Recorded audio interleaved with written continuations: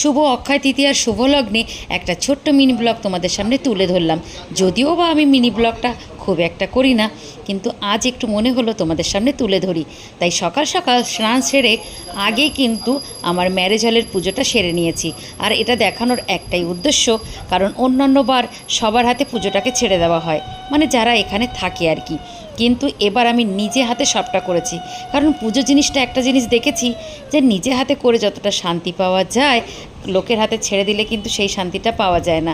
তাই আমি এবার নিজে হাতে দায়িত্ব নিয়ে এই পুজোটা করলাম, কারণ বরমশাইও কিন্তু তাতে খুব খুব খুশি হয়েছে, কারণ আমি এখানে সবটা দায়িত্ব নিয়েছি এবার। তো যাই হোক, পুজোটা দেখালাম।